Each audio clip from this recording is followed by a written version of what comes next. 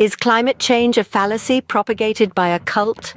A provocative question indeed, and one that former Prime Minister Tony Abbott would answer with a resounding yes. According to Abbott, he has never bought into the concept of human-driven climate change. He asserts that the so-called climate cult will inevitably be discredited. An interesting viewpoint, considering the overwhelming scientific consensus that humans are indeed causing global warming and climate change. Tony Abbott, while serving as the Prime Minister and leader of the coalition, professed support for cutting carbon emissions.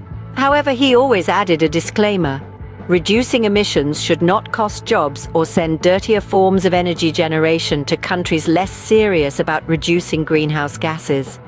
Moreover, he often pointed to historical climatic events, such as the Ice Age, the medieval warm period, and the Little Ice Age, arguing that these indicate climate has nothing to do with mankind's emissions. Abbott's stance starkly contrasts with the findings of global scientific communities.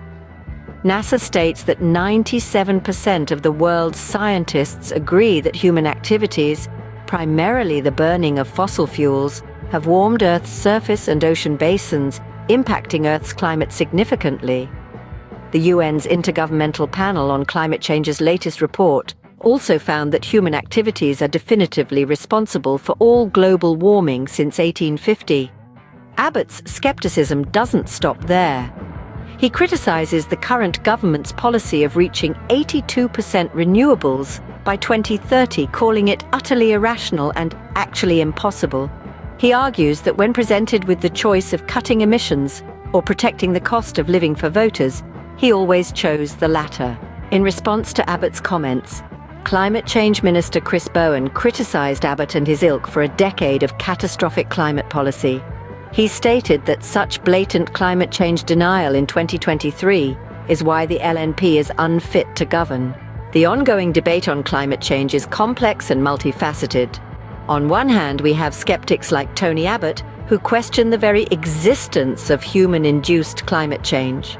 On the other, we have an overwhelming majority of scientists who assert that human activities are significantly impacting the Earth's climate.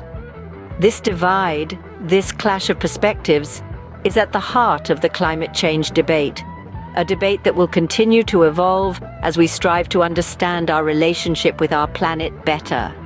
In conclusion, the climate change debate is far from over. It's a dynamic conversation with a wide range of views, from outright denial to fervent advocacy for immediate action. What remains clear, however, is that we must continue to engage in this dialogue, exploring different perspectives and seeking solutions to ensure a sustainable future for our planet.